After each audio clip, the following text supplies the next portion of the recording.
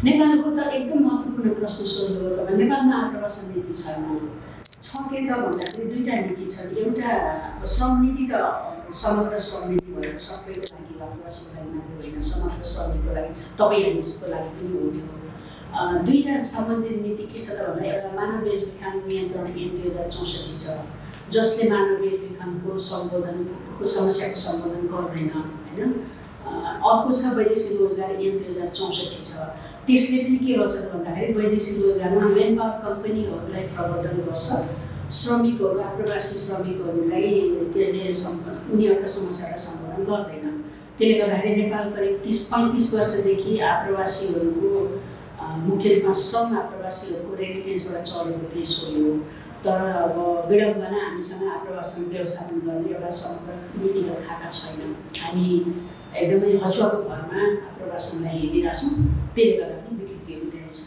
आन्तरिकको हिसाबले अब श्रम ऐन छ हामीसँग, तुलनात्मक रूपले श्रम ऐन ठिकै छ। त्यसलाई उत्कृष्ट पनि होइन, त्यो साह्रै त्यो काम नलाग्ने पनि होइन। त्यसलाई कार्यान्वयन पक्ष कमजोर छ अरू नीति जस्तै त्यसमा पनि। त्यसले गर्दाखेरि आन्तरिक श्रमिकहरूमा अब तपाईँ हामी जस्तो अफिसमा काम गर्ने श्रमिकहरूको लागि धेरै समस्या नहोला, तर सडकमा काम गर्ने, यो मनोरञ्जन क्षेत्रमा काम गर्ने, सेवा क्षेत्रमा काम गर्ने, डान्स बारमा काम गर्ने, अनि त्यसपछि यौन श्रमिकहरू, यिनीहरूको निम्ति यो जुन श्रम ऐन छ त्यसले उनीहरूका समस्यालाई मोटामोटी रूपमा यिनीहरू पनि त्यो दायराभित्र पर्छन् भनेर चाहिँ भनेको छ। त्यो आफैमा राम्रो पक्ष हो।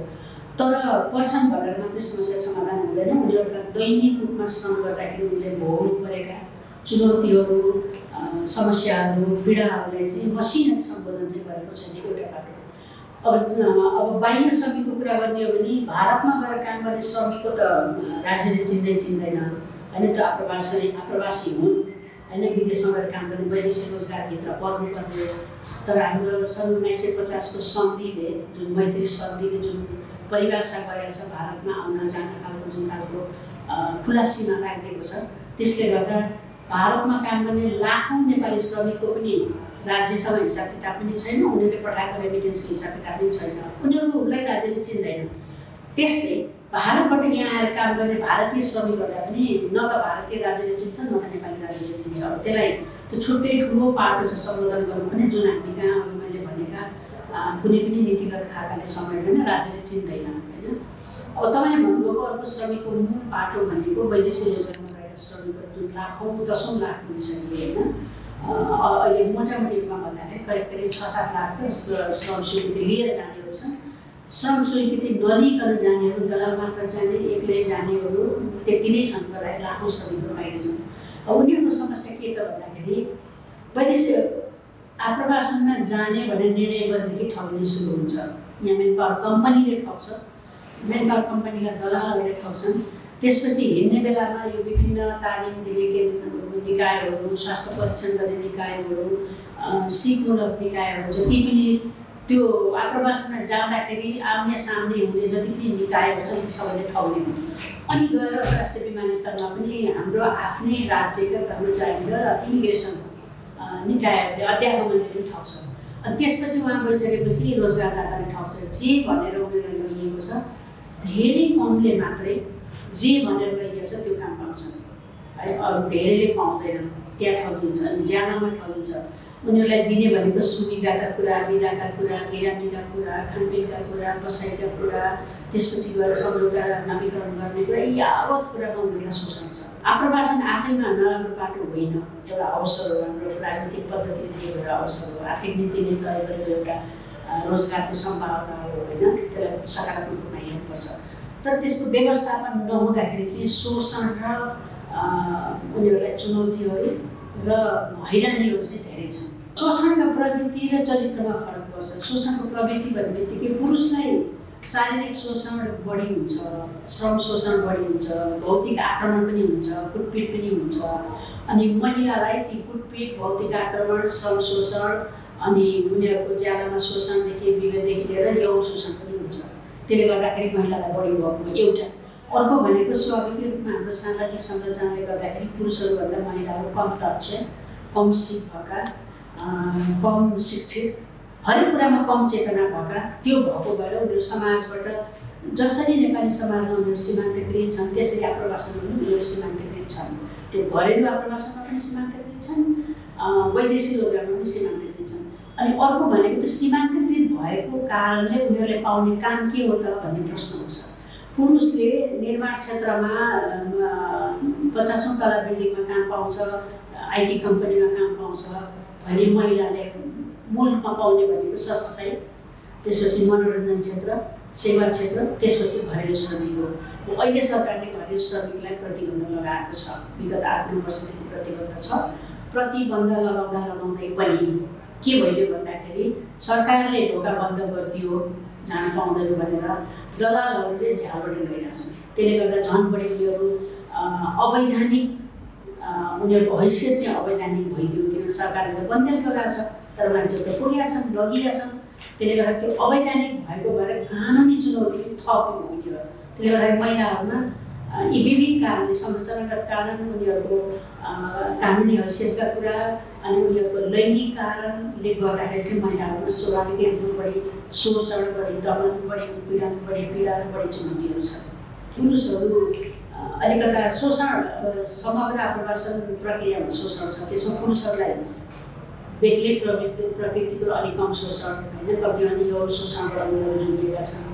अरू शोषण भए पनि महिलाहरू पुरुषहरूले भोग्ने सबै शोषण प्लस यौन शोषण, त्यसपछि लैङ्गिक अल्पसङ्ख्यकहरू पुरुष महिला सबैले भोग्ने शोषणबाट पनि लैङ्गिक अल्पसङ्ख्यक भएको भएर उनीहरूलाई थप शोषण, उनीहरूलाई स्टिगमा, उनीहरूलाई अवहेलना, उनीहरूलाई घरबाट कामबाट निकालिदिने, उनीहरूलाई सडकमा पठाइदिने, अनि पुरुषबाट पनि उनीहरूलाई शोषण, महिलाबाट पनि उनीहरूलाई शोषण र राज्यबाट शोषण त छँदैछ। गर्दाखेरि तपाईँले हेर्नु भने 1 नम्बरमा अलिक कम शोषण पुरुष, त्यसपछि दोस्रो महिला, अनि लैङ्गिक अल्पसङ्ख्यकहरू सबभन्दा पीडितमा पर्छन्। त्यो हामीले त्यसरी हेर्नुपर्छ, किनभने विभेदको त्यो श्रृङ्खला नै त्यस्तै छ। सबभन्दा पहिला राज्यले यो आप्रवासनको सवाललाई, श्रमको सवाललाई अपनत्व लिनु पर्यो। राज्यले अहिले अपनत्व लिएको स्थिति छैन। हो, मौखिक रूपमा सांसदहरू बोल्छन्, नेताहरू बोल्छन्, अब कतिपय नीति बनेका श्रम नीतिका ढड्डाहरू थुप्रै पेजहरू छन्, तर त्यसले चाहिँ श्रमिकको जीवनलाई छोडेका छन् कि छैन, श्रमिकको समस्याप्रति उत्तरदायी छन् कि छैन भन्ने प्रश्न। त्यसले गर्दा मलाई के लाग्छ भने छोटकरीमा भन्दा यसको लामो तपाईँले लैङ्गिक दृष्टिकोण हेर्दा महिलाका नागरिकताका कुरा जोडिन्छन्, लैङ्गिक अल्पसङ्ख्यकका पहिचानका नागरिकताका कुरा जोडिन्छन् होइन, अनि हाम्रो विवाह संरचना, हाम्रो परिवारको संरचना थुप्रै कुरा जोडिन्छन्। तर त्यसमा अब लामो हुन्छ त्यो कुरा गर्दा। छोटकरीमा भन्दाखेरि राज्यले आप्रवासनलाई, यो आप्रवासन एउटा विधा हो, एउटा आयाम हो, यो राज्यको अहिलेको समाजको अनिवार्य आयाम हो। अनिवार्य आयाम भएको भएर यसलाई चाहिँ व्यवस्थापन गर्नलाई समग्र एकीकृत आप्रवासन नीति चाहिँ ल्याउनुपर्छ, जसमा पहिले तपाईँले उठाउनुभएका धेरै प्रश्नहरूको जवाब चाहिँ त्यहाँ खोजिनुपर्छ। तर त्यो नीतिगत खाका नै नभइसकेपछि तपाईँले सोधेका प्रश्नहरूको जवाब खोज्ने ठाउँै छैन। त्यसले गर्दा यो व्यतिथि झन्झन संस्थागत भइरहेछ, झन्झन यो चाहिँ विकराल रूप लिँदैछ र झन्झन जटिल बन्दैछ। चेतनाको कमी होला अथवा नियत खराब होला, त्योभन्दा बढी केही पनि होइन। चेतनाको कमी छ भने तपाईँले सचेत पार्न सक्नुहुन्छ, नियतै खराब भइसकेपछि त्यसलाई सम्बोधन गर्न अलिक गाह्रो छ होइन। मैले पनि सुनेँ, मैले त्यसको उहाँलाई त्यो पक्षमा गएर आर्टिकल पनि लेखेँ मैले होइन। तर यौन श्रम भनेको अहिलेको बदलिँदो परिस्थितिमा नेपालको अहिलेको राजनीतिक पद्धति, हाम्रो संविधानका मौलिक अधिकारका कुराहरू, त्यसपछि हाम्रो अर्थनीति, यो सबै एउटा यौन श्रम भनेको एउटा बाध्यात्मक श्रम हो है। अरू श्रम जस्तै तपाईँले चिया पसल चलाए जस्तै, तपाईँले सडकमा बसेर मकै पोलेर बेचे जस्तै, तपाईँले कपडा बेचे जस्तै त्यो एउटा श्रम यौन बेच्ने हो है। त्यसलाई ठुलो एकदम हौवा बनाएर त्यो के नै हो भनेर त्यसलाई आतङ्कित हुनुपर्ने जरुरी छैन, किनभने राज्यका नीतिगत खाकाले र हाम्रो राजनीतिक पद्धतिले स्वीकारेको कुरा हो। संविधानले पनि मौलिक अधिकारभित्र तपाईँले आफ्नो चाहना र क्षमताअनुसार श्रम गरेर खान पाउनुहुन्छ भनेर भनिसकेपछि मान्छेले बाँच्ने एउटा उपायको रूपमा त्यो लिएको हो। यसो भनिरहँदा त्यो चाहिँ एकदमै मान्छेले एकदमै यो उत्कृष्ट श्रम हो, एकदमै उत्तम हो, सबैले यसमा लाउनुपर्छ भनेर कसैले भनेको पनि छैन। यो एउटा बाध्यात्मक श्रम हो। अरू बाध्यात्मक श्रम जस्तै अरू थुप्रै बाध्यात्मक श्रम छन्। तपाईँ सडकमा मकै पोल्ने महिला पुरुषलाई सोध्नुहोस्, ठेलागाडा चलाउनेलाई सोध्नुहोस्, रिक्सा चलाउनेलाई सोध्नुहोस्, होइन होटल रेस्टुरेन्टमा काम गर्न सोध्नुहोस् उनीहरूको चाहनाले भन्दा पनि बाध्यात्मक स्थितिले गरेका छन् त्यो श्रम भने होइन यो पनि बाध्यात्मक श्रम हो भनिसकेपछि श्रमको दायराभित्र परिसकेको आयामलाई त्यो ठिक छैन भनेर नैतिकताको परिभाषा गर्ने हो भने त्यो जस्तो विडम्बना अरू के हुनसक्छ। त्यसै कारणमा भन्दैछु या त हाम्रा राजनीतिक गर्नेहरू जसले कुरा उठाइरहेका छन् उहाँहरूको चेतनाको कमी छ। त्यसो हो भने तपाईँ हामी जस्तो मान्छेले तपाईँ जस्तो सञ्चार माध्यमले चेतना जगाइदिन सक्नुहुन्छ। नियतै खराब हो भने त उहाँको नियतलाई हामीले प्रश्न गर्ने हो र उहाँको नियतलाई हामीले चुनौती दिने मात्रै हो। त्योभन्दा बेसी के छैन। यो यौन श्रम भनेको विभिन्न श्रममध्येको एउटा श्रम हो।